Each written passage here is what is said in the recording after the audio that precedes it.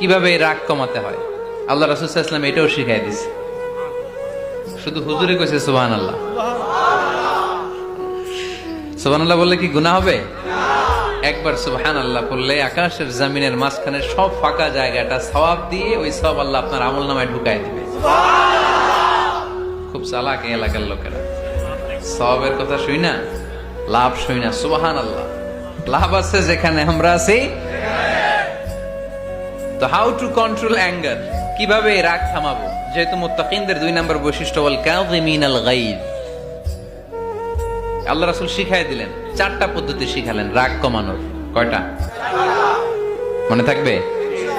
Apply করবো এগুলো, দেখবো আজকে থেকে রাগ কমে কিনা। পারা যাবে? 2 সাহাবী বিশ্বনবীর সামনে ঝগড়া লাগলেন, কথা কাটাকাটি, কথার পিঠে কথা, কথার নাম লতা। কথা বলতে বলতে ঝগড়া লাগতে লাগতে এক সাহাবী রেগে মেগে আগুন, মারামারির জন্য উদ্যত হলেন। বিশ্বনবী দেখলেন ওই সাহাবীর চেহারাটা একেবারে আগুনের গোলার মতো লাল হয়ে গিয়েছে।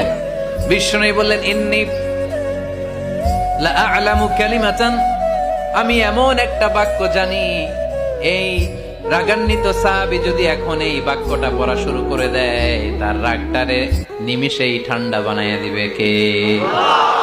ওই সাহাবী বললেন, ইয়া রাসূলুল্লাহ, কি সেই বাক্য আমারে শিখায়া দেন। বিশ্বনবী বললেন, পড়ো আউযু বিল্লাহি মিনাশ শাইতানির রাজীম। আবার পড়েন আউযু বিল্লাহি মিনাশ শাইতানির রাজীম। সুবহানাল্লাহ, রাগ কমানোর দোয়া, সহিহ হাদিস। ওই সাহাবী যদি এই বাক্যটা পড়ে তার রাগ কমে যাবে। বাক্যটা হচ্ছে আউযু বিল্লাহি মিনাশ শাইতানির রাজীম, বিতাড়িত শয়তানের কাছ থেকে আল্লাহর কাছে পানাহ চাচ্ছি, প্রোটেকশন চাচ্ছি। বলতে দেরি, রাগ থামতে দেরি হবে না। টিপস নাম্বার 1 মনে থাকবে তো? টিপস নাম্বার 2, বিশ্বনবী বললেন, ইযা গাদিবা আহাদুকুম ফালইয়াসকুত, তোমাদের যখন প্রচন্ড রাগ চলে আসে, বেশি যখন প্রচন্ড যখন তোমরা রেগে যাও, তখন কথা বন্ধ করে চুপ হয়ে যাও। কি করতে হবে? চুপ, একেবারে চুপ। অনেকে রাগের সময় গড়গড় করে কি যেন বলতে থাকে, আছে না নাই? রাগে গড়গড় করতে থাকে আর কি যেন বলতে থাকে।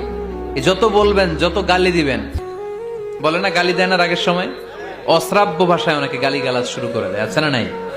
না, আসকুত, ইযা গাদিবা আহাদুকুম ফালইয়াসকুত। আল্লাহ রাসূল